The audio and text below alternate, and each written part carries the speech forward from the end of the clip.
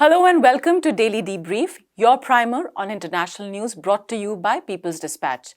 I'm Swastika, and today's episode we'll be taking a look at the elections in Libya, the conviction of an activist in Egypt, and the latest with the Build Back Better bill in the United States. Now, our first story is from Libya, where presidential elections were scheduled for December 24th, but uncertainty prevails. The chances of the election appear close to collapse after the body overseeing the vote said it was unable to announce the approved candidates because of continued legal doubts. After years of war, a UN-mediated interim administration had been formed last year whose major role was to conduct this round of elections. Parliamentary polls have already been postponed, and now it looks like the presidential polls are also in doubt. Now, Libya plunged into chaos after Gaddafi's death during 2011 uprising backed by a US-led NATO military campaign. For years, the country was split between rival administrations in the east and the west, each backed by militias and foreign governments. To talk more about what's happening in Libya, let's go over to Abdul to tell us really, Abdul, what are some of the processes that had to be put in place for the polls to take place? And now the things are uncertain. What's the reason? The basic reason for the uncertainty is the disputes related to the electoral law. Okay. The law which governs the election. Okay. There are many doubts raised by several candidates who are participating in the elections about the impartiality of the entire process. For example, the Prime Minister, the current Prime Minister in the interim administration, the Beba, was not supposed to participate was not supposed to contest the election, but he has filed his nomination. It was decided that other office bearers in the government will not contest the election, but most of them are contesting. So this has raised a kind of a series of basically legal issues, and that basically has basically created a hurdle in front of the Libyan Election Commission to basically announce the final list of candidates. If there is no final list of candidates, of course, there is no campaigning, and until all these processes are complete, there cannot be the voting. First. Second thing is, of course, if there is a voting, because the electoral law itself is under dispute, it is highly likely that after the elections, the mandate will not be accepted by majority of the contenders, which can lead to another set of dispute, and it can lead to another round of war also, as it happened in 2014 when the elections were conducted and most of the parties who participated did not agree with the result, and then the war prolonged for another 7 years.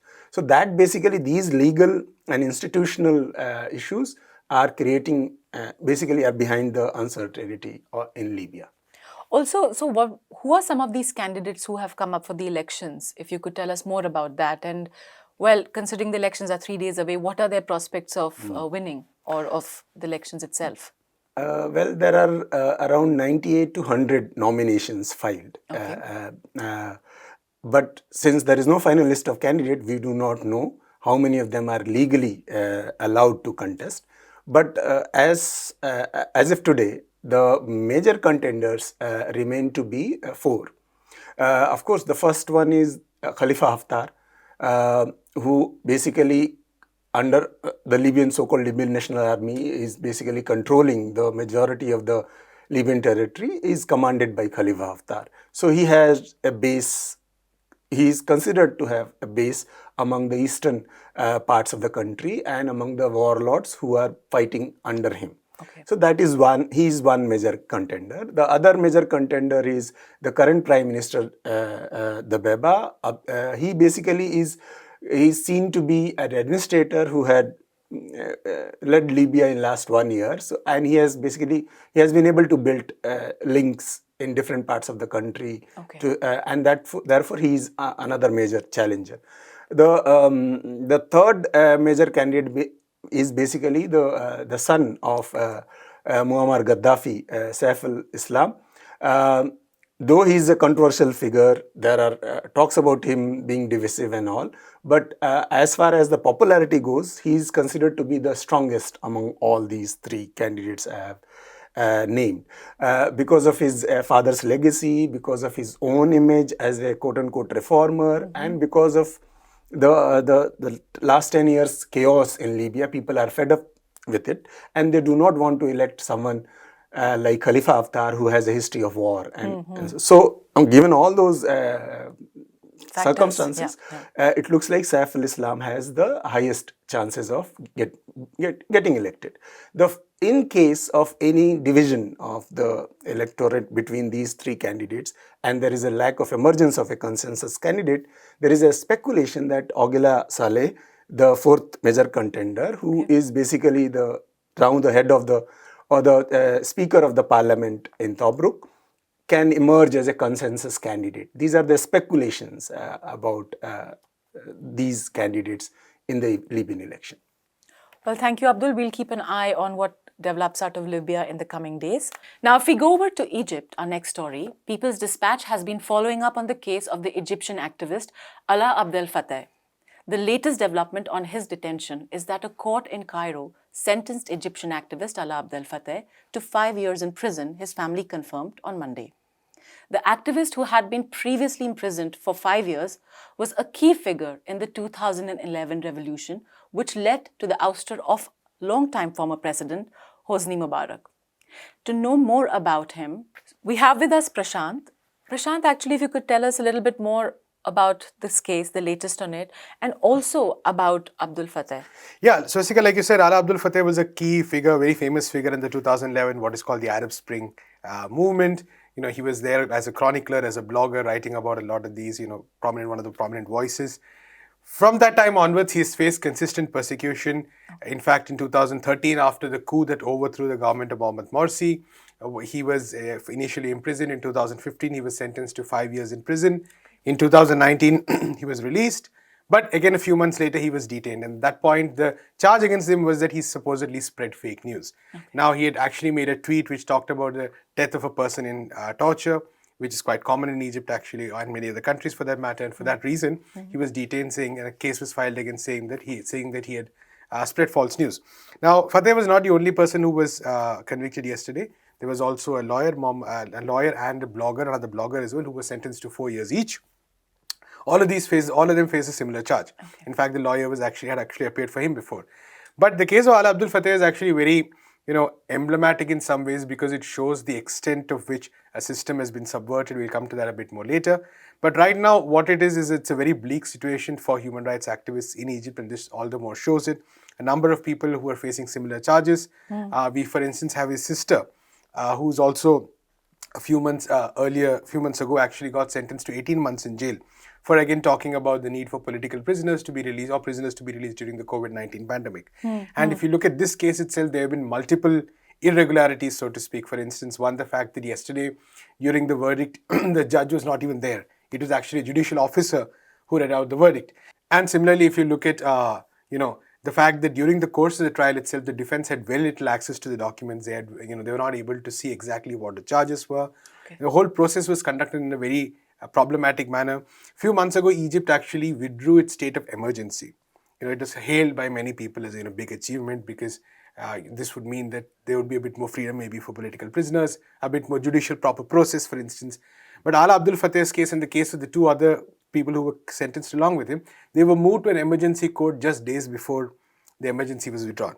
So basically, the emergency court continued to have jurisdiction over the case. And the important thing to note is that this judgment by the court cannot be appealed against. It has to be ratified by the president, but there's no appeal process against it. Okay. And it's not even clear, for that matter, if the 2 years of jail endured by Alaa Abd Fattah will actually be counted in these 5 years. Because what the judicial process has done is they filed a fresh case. So basically, the last 2 years of imprisonment probably don't count. So it's possible that he might continue to be in jail for 5 years.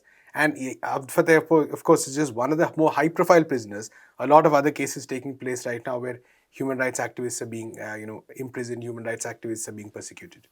Actually, then, if you could tell us a little bit more about the state of political freedom in Egypt, keeping this verdict in mind. It's interesting because Egyptian President Abdel Fattah el-Sisi says that there are no political prisoners in Egypt.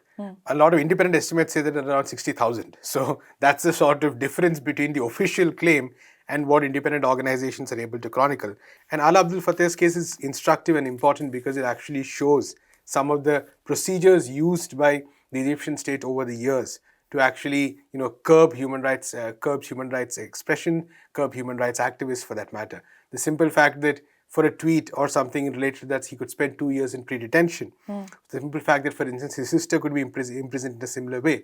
And for that matter, so many other political prisoners. Egypt saw one major wave of protests in 2019. At that point, a lot of important human rights activists, anybody who voiced their opposition to the government was pretty much arrested, put behind bars. And this has continued ever since. So on the one hand, we have Abdel Fattah el-Sisi, Egypt's dictator, who has been winning by massive margins in presidential elections, saying that, there are no political prisoners, stability is important, Egypt is a key, player in the region, supported by Israel, Saudi Arabia, the United States. The United States has still not stopped military aid completely to Egypt, despite the fact that there have been multiple demands. So all this put together really paints a very difficult picture for human rights, people working for human rights in Egypt. And I think it's a very bleak outlook, so to speak, for people. It's interesting because the next climate change summit is supposed to be held in Egypt. And many people have asked this question in terms of how are even people going to protest in Egypt when this is kind of situation, because climate summits are often accompanied by a lot of independent summits and protests. But Egypt is one country which has actually focused a lot on cutting down the space for many of these organizations and many of these movements. So very difficult times ahead for human rights defenders and activists in Egypt. That's true. Thank you, Prashant, for joining us on that. And our final story is about a key piece of legislation in the United States whose fate looks uncertain. On Sunday, West Virginia Senator Joe Manchin said that he would not back President Joe Biden's Build Back Better plan. Now, the $1.75 trillion plan, which would have ensured a huge amount of spending on healthcare, climate change, and also would have meant some minor taxation on corporate, is now in danger. Prashant, well, I'm coming back to you for this story as well. If you could tell us, what is the Build Back Better plan, and why did Manchin block it? Right. So it's important to note, of course, like you said, that it's a $1.75 trillion bill. This $1.75 trillion is not over 1 year, it's over 10 years. First thing to note. So it's not a huge amount per year. It's just about, $175 billion a year when you look at it over 10 years. Point number two, the original plan was conceived as a $3.5 trillion bill. Now, why was it pared down to $1.75 billion? Because Joe Manchin and Kristen Sinema, two Democratic senators, were opposed to a lot of spending provisions in the bill.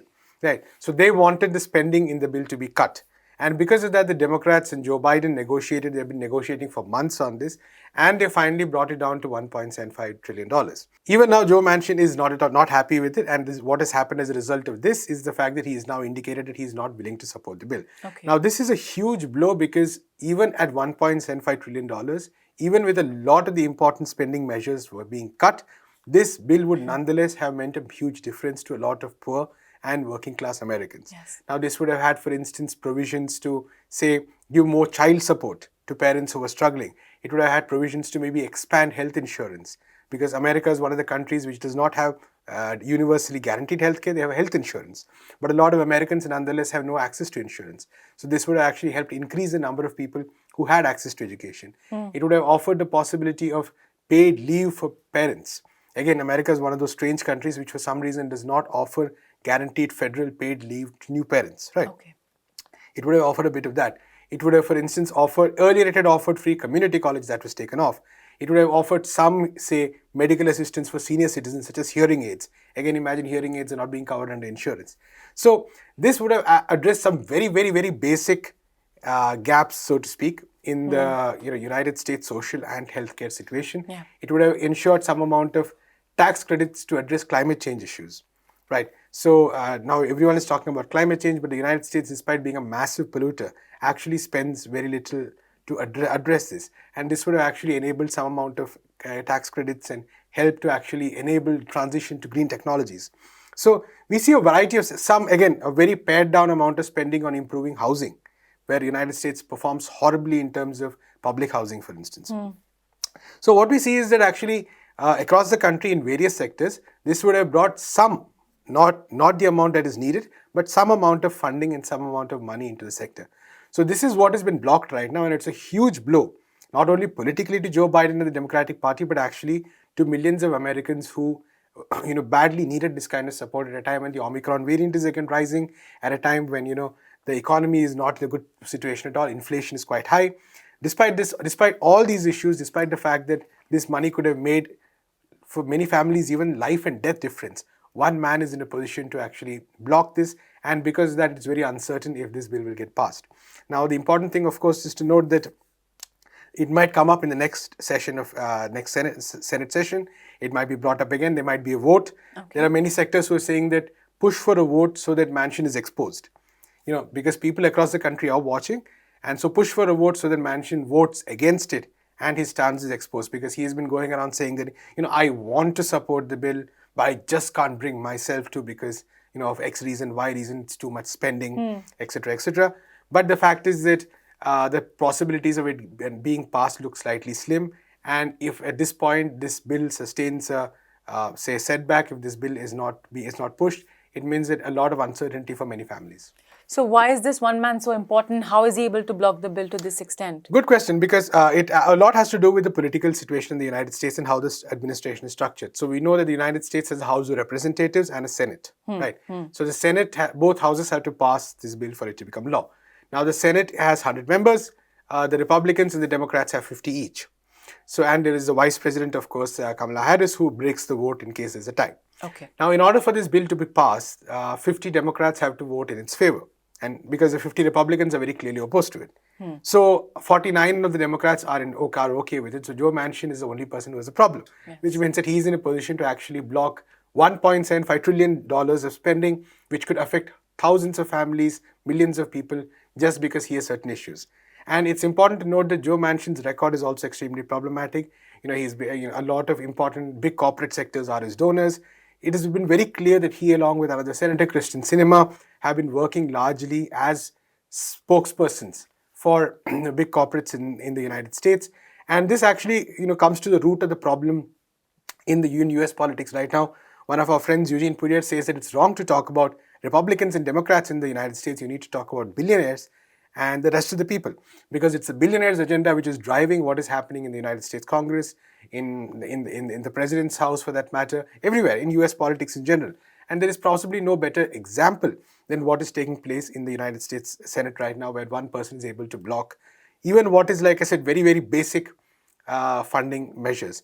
Now, it's important to note that there was another major spending measure, which is the infrastructure plan, that was about $1.2 trillion. For a long time, certain sections of the Democratic Party wanted to make these two go together, the infrastructure plan and the Build Back Better plan, because the fact that Manchin was more supportive of the infrastructure plan. Okay. So their idea was that if these two were brought together, he would be in a position where he had to support both. But after Biden and the moderate sections of the Democratic Party convinced them, they agreed to split these two, and the infrastructure bill was passed first. Okay. And now that has been done, there is no leverage as far as Manchin is concerned. So he can continue blocking the bill until everything and anything he wants is taken out. For instance, like I said, the free community college aspect was removed. There have been certain other measures in terms of healthcare, in terms of spending, which have been cut down massively because he and Senator Kristen Sinema have insisted on this. So this is likely to continue. And I think this also shows the extent of paralysis in the Democratic Party itself, because they're being held hostage to corporate interests, they're being held hostage to the interests of big companies and billionaires, and there is no political will to push this forward, because people have been asking time and again that why doesn't Joe Biden go on TV and present this spending measure to the public and call for support? Why don't they expose the people who are opposing this? Not only Manchin, but also the Republicans, who, and the fact is that almost all the proposals mentioned in this bill are very popular with the people, very popular even with Republican voters. So the real question is that why are Republican and Democratic senators opposing this? Why are they talking about concerns such as spending and budget deficits when there is mass support for all these provisions among the American people? So I think that's the key question which the Democrats are not able to break out of. They continue doing politics as usual in the Houses of Congress and are facing defeat after defeat, despite, and again, this is something a lot of people have pointed out, we have a Democratic president, we have Democratic control over the House of Representatives, we have Democratic control over the Senate nominally. Despite all this, Joe Biden is struggling to get his agenda through. And I think that really shows the extent of paralysis and corporate control over American politics right now. Yeah, who is controlling this government, right? It's a tricky place to be in right now. But thank you for those details, Prashant. Well, that's all that we have for you for today. Do keep following People's Dispatch and tune into Daily Debrief tomorrow.